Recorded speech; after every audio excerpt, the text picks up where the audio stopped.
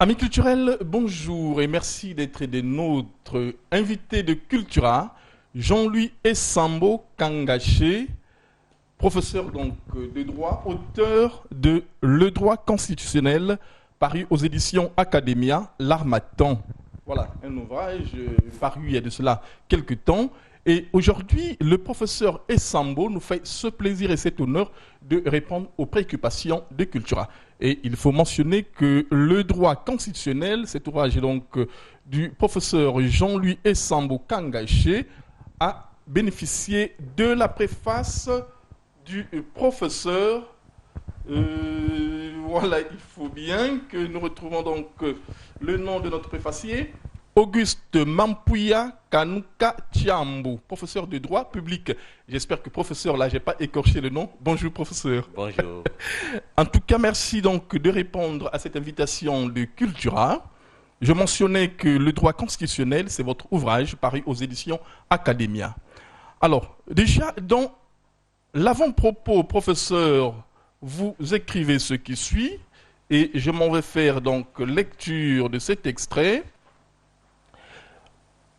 Le souci d'assurer une efficace promotion des droits de l'homme et des libertés publiques a ainsi facilité l'établissement d'une attache entre la Constitution et les droits de l'homme et libertés publiques, mais également entre ces derniers et le juge chargé de leur protection, pour que soit aisément constaté un lien fertile entre les droits de l'homme et libertés publiques et le droit constitutionnel. Un commentaire, professeur. Merci d'abord pour votre invitation. Le commentaire par rapport à cette citation résulte du fait même de l'origine du droit constitutionnel. Et schématiquement, on peut dire que le droit constitutionnel a d'abord été une discipline qui étudie la Constitution. Ensuite, le droit constitutionnel s'est vu attribuer une autre mission, c'est celle d'étudier le pouvoir politique. Mais que ce pouvoir politique, dans son exercice, devrait cohabiter avec l'exigence du respect de la liberté individuelle ou des libertés publiques. Et donc, cette attache d'une discipline qui étudie le pouvoir symbolisé par l'autorité et la réclamation de libertés publiques œuvre des citoyens qui a fait naître un lien entre le droit constitutionnel et les libertés publiques d'une part, mais que dans la plupart des constitutions, on confie la mission de protéger les libertés publiques et les droits de l'homme à une institution juridictionnelle, à un juge. Et donc, les constitutions font obligation au juge d'être le gardien non seulement de la Constitution, mais aussi des libertés publiques. Voyez-vous qu'en ce moment-là, un lien s'établit d'abord entre le droit constitutionnel et les libertés publiques, mais aussi entre le droit constitutionnel et les juges, qui est justement chargé d'assurer la protection des droits de l'homme et des libertés publiques consacrées par la Constitution. Ok. Professeur, il faut dire que déjà d'entrée de jeu, vous nous tracez déjà liminairement, je dirais, l'origine non pas seulement du cours constitutionnel, donc du droit constitutionnel, mais également de la Constitution elle-même. Exactement. Lorsque on se situe, pour nous Africains, qui sommes dans la conception ou dans la famille romano-germanique, lorsque on se situe au XVIIIe siècle, on se rend bien compte que par rapport à la France, pour ne pas la citer, qu'il s'est produit un fait historique important, c'est la Révolution de 1789, laquelle a donné lieu ou a donné une occasion aux citoyens de pouvoir réclamer leur liberté de manière à ce que l'autorité qui était en train d'être exercée à cette époque-là, qui était absolue, puisse être réduite au maximum. De ce point de vue, on risque de penser que cette révolution avait été également à la base d'un souci, d'une idée qui a préoccupé beaucoup de constituants ou beaucoup d'États à se doter d'une constitution écrite. Alors, théoriquement, on imagine que le XVIIIe siècle était un siècle qui a amené beaucoup d'États à travers le monde à se doter d'une constitution écrite. Et donc, la science qui étudie la Constitution prendrait son origine à partir de cette date-là. Mais qu'avant le XVIIIe siècle, on ne peut pas dire qu'il n'y avait pas de constitution. C'est vrai qu'il n'y avait pas de constitution écrite, mais il y avait des constitutions coutumières. Nos sociétés traditionnelles ont été gérées par des constitutions qui n'étaient pas écrites. Et donc l'origine de la constitution n'est pas à situer absolument au XVIIIe siècle. C'est vrai que ce siècle a donné au droit constitutionnel un essor assez important, mais l'origine est plus ancienne que cela. De la même manière, la constitution écrite remonte à partir de cette date-là et finalement on s'est rendu compte que la plupart des États se sont vus attribuer ou se sont vus dans l'obligation d'élaborer des constitutions écrites. Voilà, vous abordez là donc déjà le XVIIIe siècle qui est le siècle des Lumières et c'est évident que tout part naturellement de ce siècle des Lumières. Alors professeur, abordons finalement le développement, disons, consacré dans le chapitre développement consacré au régime politique et plus précisément sur la typologie des régimes politiques. Il ressort de votre analyse que les régimes pro-africains, c'est comme ça que vous les présentez, sont un type de régime que vous appelez politique à part. C'est exact. Et on a l'habitude d'étudier les régimes politiques africains à se référant aux modèles occidentaux. Parce que c'est notamment de l'Occident que nous avons pu avoir une typologie classique de régime du type présidentiel, du régime parlementaire ou du régime d'assemblée. Alors, est-ce que le régime politique africain se situerait dans cette typologie? Rien n'est moins sûr, dans la mesure où chaque fois qu'on voudrait définir le régime politique africain en référence aux régimes occidentaux, on se rend bien compte qu'il y a un décalage entre ce qui est prévu pour ces pays-là, régime parlementaire dont l'origine se situe en Grande-Bretagne, et régime présidentiel en Amérique. En Afrique, il y a un écart, il y a un divorce entre ce qui est écrit dans la Constitution et la réalité. Au point que je me suis posé la question de savoir est-ce que le régime politique africain trouve leur fondement ailleurs que dans les mentalités africaines, que dans l'éthos africaine, que dans les cultures africaines. Tenez, si l'on prend l'exemple d'un régime présidentiel qui consacre la séparation de pouvoir, l'équilibre de pouvoir entre les institutions, est-ce qu'il est possible d'obtenir une séparation de pouvoir absolue en Afrique?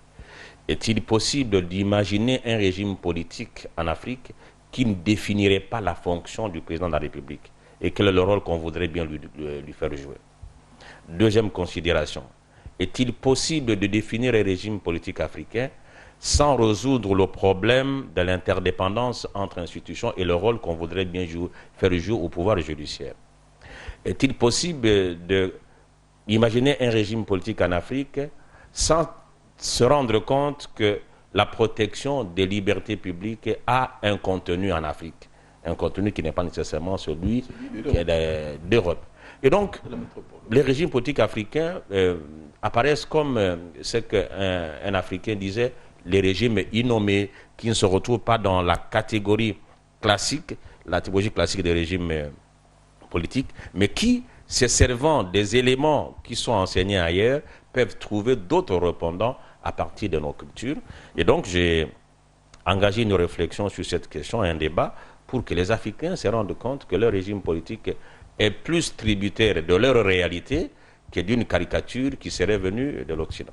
Voilà. Vous parlez du décalage. Est-ce qu'en même temps, ce décalage, puisque généralement, on a le sentiment que la plupart de ces constitutions des pays africains ou des politiques africaines sont des calques, n'est-ce pas, des constitutions des métropoles, des différentes métropoles. Est-ce que ce n'est pas en tenant peut-être compte de l'environnement d'origine, donc de départ de chaque pays, n'est-ce pas, que l'on pourrait dire, vous parlez naturellement des traditions, vous parlez de la culture de ces pays, d'où partirait certainement ce décalage, professeur? Vous avez bien raison de penser, d'abord, dans un premier temps, il est vrai que les constitutions africaines ont été calquées sur le modèle des constitutions occidentales. D'abord parce que nous avons été colonisés par l'Occident, et ensuite, c'est pratiquement l'Occident qui nous a amenés aux indépendances, même si dans certains pays, ces indépendances ont été vigoureusement réclamés. Mais les modèles constitutionnels qu'on a pu avoir sont des modèles qui sont calqués sur le modèle occidental. Voilà.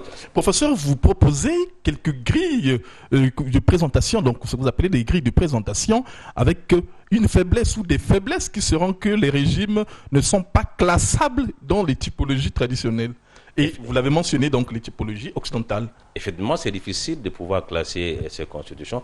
Par exemple, lorsque vous regardez le régime politique présidentiel en Amérique, dont on dit qu'il est un régime de séparation de pouvoir absolu, un régime d'équilibre de pouvoir. Et chaque fois qu'on voudrait prendre ce régime politique américain, l'amener en Afrique ou même en Amérique latine, on sent un décalage qui a amené à ce qu'on appelle le présidentialisme. Donc il est trop difficile de pouvoir calquer le modèle africain en référence au modèle occidental. Mais en réalité, au-delà des éléments que l'Occident peut nous offrir, il y a une nécessité de creuser dans nos cultures pour voir si on ne peut pas avoir un certain nombre d'éléments qui nous sont communs, qui peuvent être des détonateurs pour un classement ou une classification de régime politique africain. À noter que, même en Afrique, il est toujours difficile d'avoir des éléments qui répondent à des contextes communs. Tenez, la perception du pouvoir en Afrique francophone n'est toujours pas la même par rapport à ce que fait en Afrique anglophone ou lusophone. La perception du pouvoir en Afrique centrale, la nôtre, ne peut pas nécessairement être la même qu'en Afrique de l'Ouest. Parce que, voyez-vous, en Afrique centrale, nous pouvons avoir des tribus qui se recoupent à travers 2, 3, 4 pays. Et donc, nous avons une conception du pouvoir qui n'est pas nécessairement une conception du pouvoir que l'on trouverait en Afrique orientale ou en Afrique du Nord. Et donc, il faut creuser dans nos réalités pour voir qu'est-ce qui peut nous être commun et qui peut être élevé au rang de valeur commerciale sur le plan international. Voilà. Alors, professeur, je rappelle l'ami culturel que je recevais donc, ou nous recevons sur le plateau de Cultura, le professeur Jean-Louis Essambo Kangaché, auteur de Le droit constitutionnel, paru aux éditions Academia. Donc, c'est chez l'Armatan. Alors, professeur, je disais tout à l'heure, et je voulais naturellement aborder cet aspect, c'est que vous abordiez aussi la question du lien entre constitutionnalisme, constitution, droits de l'homme et libertés individuelles. Parlez-nous-en, professeur. Oui, le débat sur le constitutionnalisme est né justement à partir du XVIIIe siècle. Et là, il y a deux contenus qu'il faut donner au concept de constitutionnalisme. Il faut noter qu'à l'origine, le constitutionnalisme est d'origine anglaise. Et alors, mais les Anglais l'ont situé dans le sens de la limitation du pouvoir dans la Constitution, dans le sens de la séparation du pouvoir dans la Constitution, mais également dans le sens de la protection des libertés individuelles dans la Constitution. Il aura suffi qu'une Constitution soit élaborée et qu'il y ait consacré la limitation du pouvoir, la séparation du pouvoir, les libertés publiques. On dit qu'on est en face d'un constitutionnalisme. Une autre idée, c'est de faire du constitutionnalisme comme étant une technique d'élaboration de la Constitution. Ça, c'est la conception française qui a reprise l'ancienne conception anglaise, mais qui a ajouté un élément important, c'est que une constitution peut bien limiter le pouvoir, peut bien séparer le pouvoir, peut bien garantir les libertés individuelles, dès lors que le pouvoir n'est pas encadré, aussi bien dans la rédaction de la constitution que dans la pratique, on n'atteint pas le constitutionnalisme. Donc le constitutionnalisme, ça devient comme un concept qui permet de pouvoir encadrer le pouvoir au moment de la mise en place de la Constitution, mais aussi au moment de l'application de la Constitution. Alors, il est fort à parier que des constitutions prévoient ces mécanismes-là, mais qui ne sont pas vécus dans le concret. Dans ce cas-là, ces constitutions auraient été élaborées, par exemple, par voie de référendum, mais n'auraient pas consacré le constitutionnalisme. Alors, il y a un lien entre la Constitution, le constitutionnalisme et les libertés publiques, étant entendu que les libertés publiques et surtout leur protection fait partie du constitutionnalisme. On ne peut pas avoir un constitutionnalisme sans la garantie et la protection des libertés publiques et des droits de l'homme. Alors, cela nous pousse, professeur, à parler avec vous de la fonction de la Constitution. Quelle sera alors la fonction de la Constitution ? La Constitution a plusieurs fonctions théoriques. Mais je voudrais, au-delà de ces fonctions théoriques, soulever une question pratique. c'est l'utilité de la Constitution. Une Constitution peut bien être élaborée par des experts, par des techniciens en matière constitutionnelle. Mais si la Constitution n'est pas une technique, n'est pas une solution aux problèmes soulevés en rapport avec la gestion de la société à laquelle elle est appelée à être appliquée, elle n'est pas une Constitution. Et donc, la fonction principale de la Constitution, c'est d'être une réponse aux problèmes de la gestion de la société à laquelle elle est appelée à être appliquée. Tenez, si aujourd'hui en Afrique, il se pose par exemple un problème des élections, un peu partout, on voit des pays qui organisent les élections, parfois celles qui sont bien tenues, d'autres qui sont moyennement bien tenues, d'autres qui ne sont pas du tout bien tenues. Mais si la Constitution donne une réponse à ce que les élections en Afrique ne soient plus source de conflit, mais que ça soit source d'harmonie, là la Constitution aura rempli son rôle, elle aura été utile, mais à condition qu'elle ne soit pas violée. Et que chaque fois que la Constitution aura été violée, il va falloir qu'on puisse sanctionner cette violation. Alors, vous invitez plusieurs fois les lecteurs, sinon le lecteur, à cette question de l'utilité de la Constitution. Et vous y insistez avec un exemple que je vais lire à la page 14, où vous nous ramenez en 1780, voilà, donc c'est en 1700, je vais retrouver page 14, professeur. Voilà, donc c'est en 1787 et en 1788 où il y a un bel article paru dans The Federalist, qui était un recueil d'articles écrits donc les années que je viens de mentionner.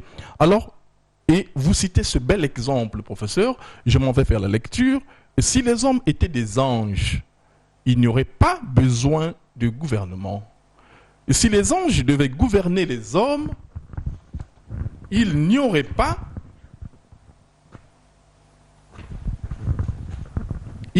besoin de contrôle. Simplement pour nous inviter à la dimension contrôle, professeur. C'est exact. Il est faux de croire que nous sommes dans un monde où l'angélisme serait la destinée de tout le monde. Il est faux également de croire que l'homme ne puisse pas se tromper.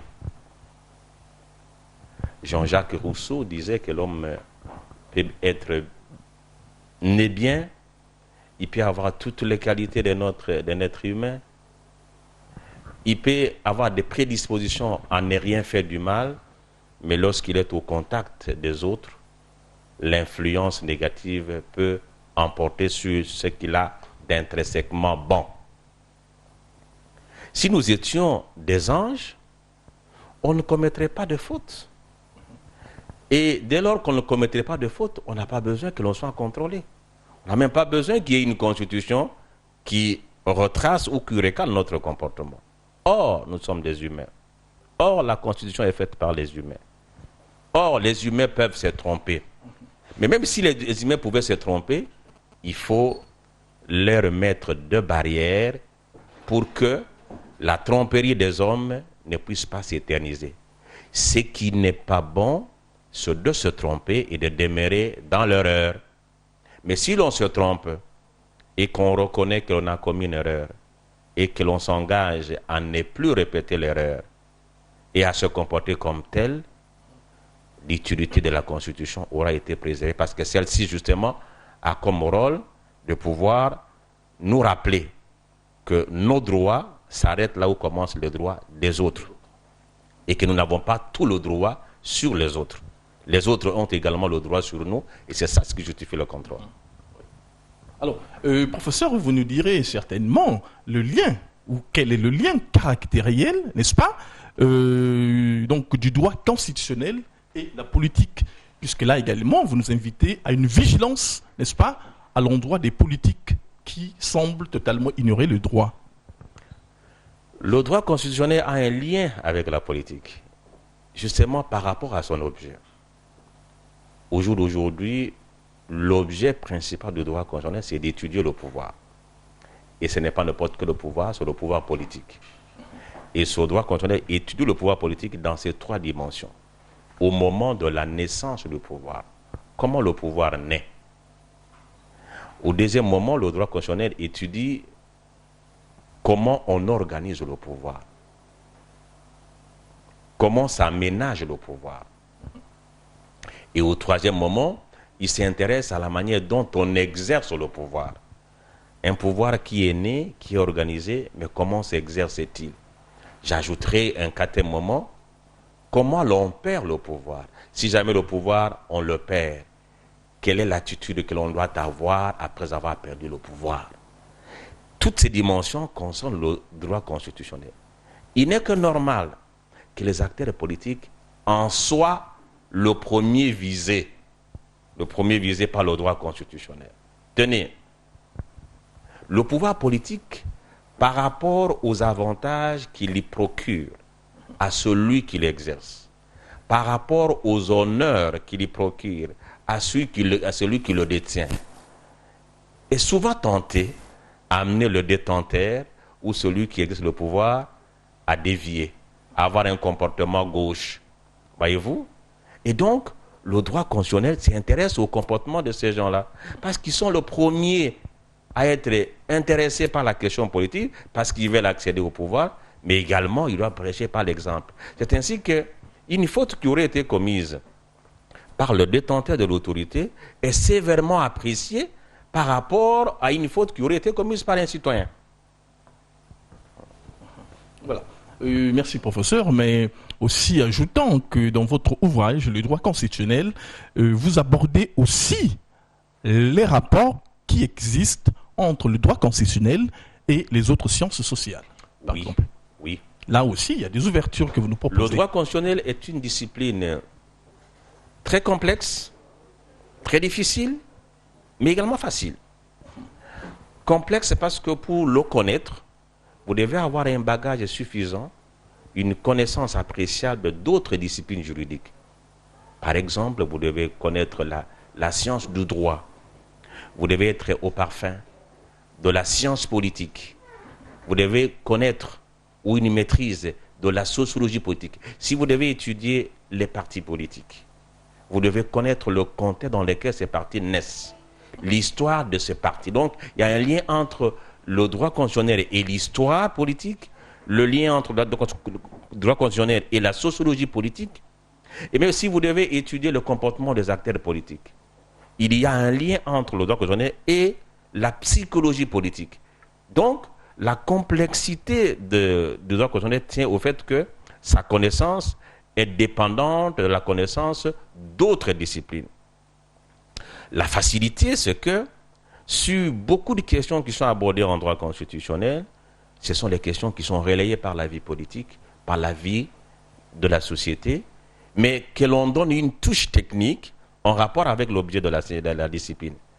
Lorsqu'on parle du rôle, de la transparence, par exemple, dans la gestion de la chose publique, là, la presse que vous représentez joue un rôle très important. Donc il faut connaître les intentions ou l'idée que la presse a des dirigeants de notre pays, par exemple. Alors, vous avez également les acteurs sociaux qui jouent un rôle. Vous avez également le point de vue du citoyen, même s'il n'a pas été le droit constitutionnel, mais si vous posez la question sur ce que signifie l'État pour lui, le pouvoir, la Constitution, il a une idée. Il a une idée que le constitutionnalisme se doit de se l'approprier, de le mettre en mouvement, de le mettre en valeur pour que le droit constitutionnel ait un sens.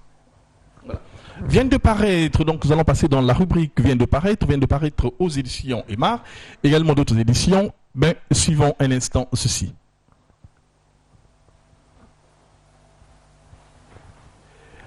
Merci donc pour déjà ces différentes parutions et surtout pour les éditions Emar qui viennent de faire un gros lot. Donc il faut dire que Emar a beaucoup produit ces derniers temps et nous les avons tous suivis. Merci. Et nous revenons sur le plateau, donc le plateau de Cultura, où nous recevons le professeur Jean-Louis Essambo Kangaché, qui est professeur du droit, et il vient de commettre donc cet ouvrage, le droit constitutionnel, paru aux éditions L'Harmattan. C'est donc, il faut dire, c'est la collection Academia. Merci professeur. Et je mentionne que le professeur Jean-Louis Essambo Kangaché est de la RDC. Professeur, dans votre ouvrage, entre autres, vous présentez deux ordres normatifs, le juridique par la Constitution, mais également la morale par l'éthique, il faut dire, ou le moral par l'éthique. Et ici, toute négation comme régulateur, il faut dire, de la vie politique débouche aux dérives, violation massive du droit et immortalité ambiante ou impunité et impunité. Professeur. Là, je soulève une question importante. Je vous ai dit que le pouvoir, lorsqu'on l'exerce, on est tenté de pouvoir s'y accrocher par rapport aux avantages que l'on tire de ce pouvoir par rapport aux honneurs. La question qui a été posée, c'est de savoir, ceux-là qui sont détenteurs du pouvoir, ceux-là qui sont des faiseurs des constitutions, sont-ils obligés de respecter la Constitution? La réponse est oui, parce que la Constitution le dit ainsi. Mais il arrive souvent que eux-mêmes qui avaient été à la base de la Constitution s'en écartent.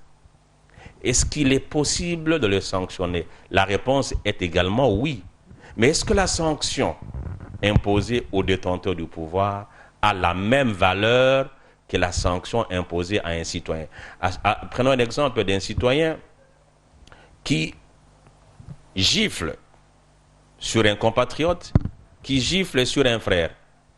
Le droit pénal est appelé à la rescousse.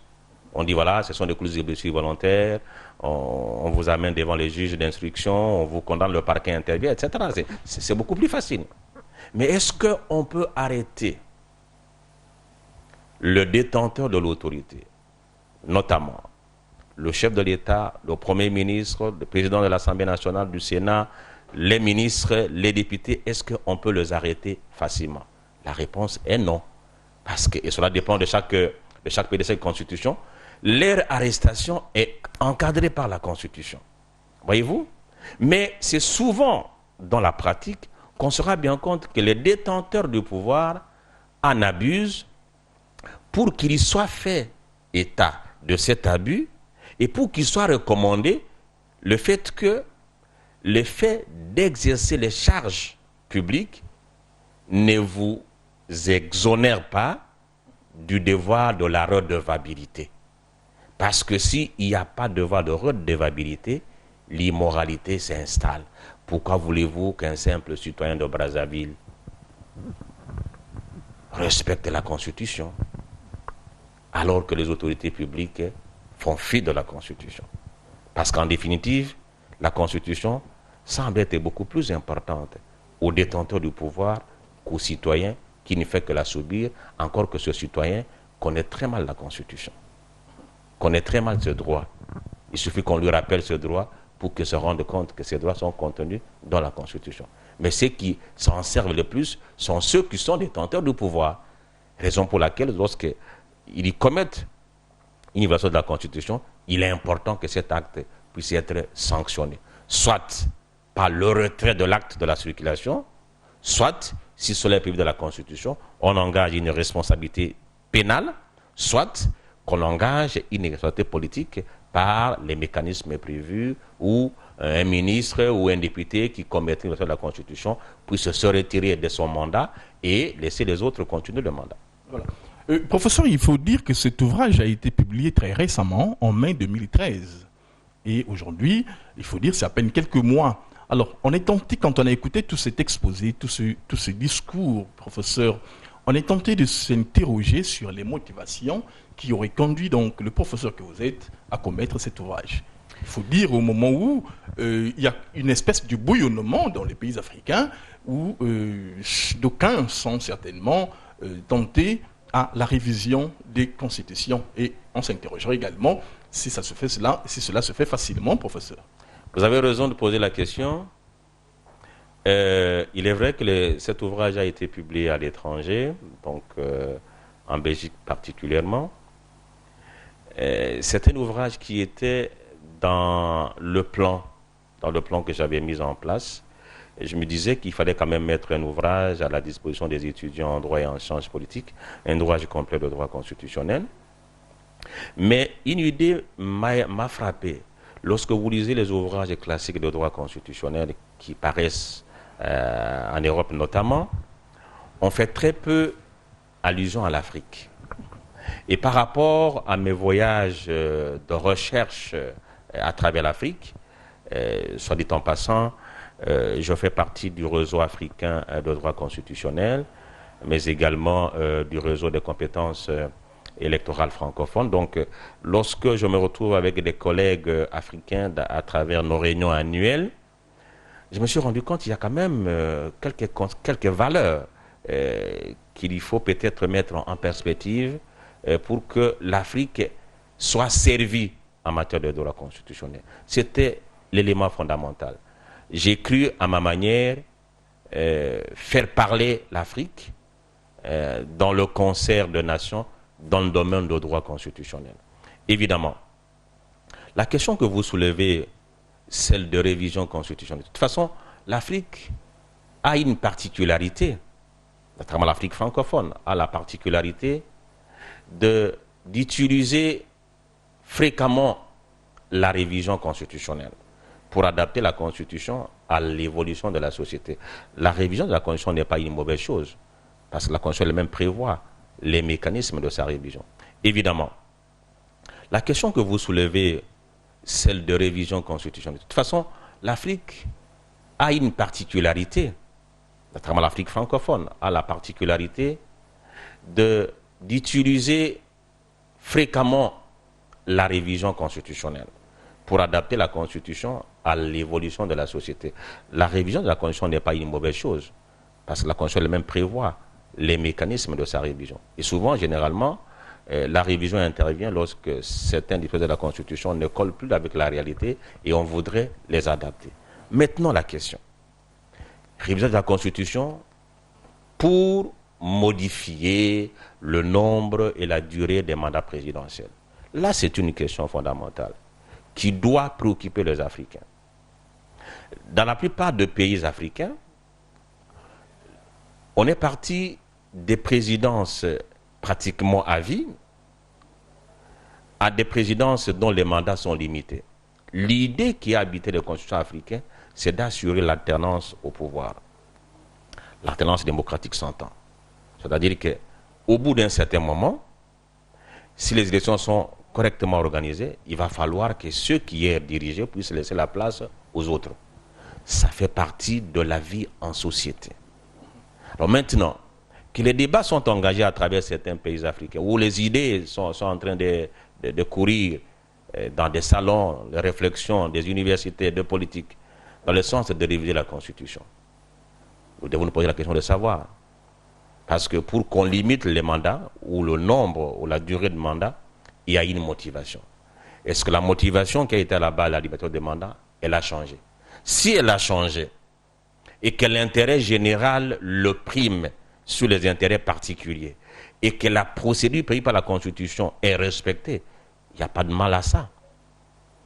Mais si l'idée de réviser la Constitution n'aura été dictée que pour des considérations particulières, que pour des intérêts égoïstes, et que la procédure de la Constitution, prévue par la Constitution, n'est pas respectée, la révision n'a pas lieu d'être.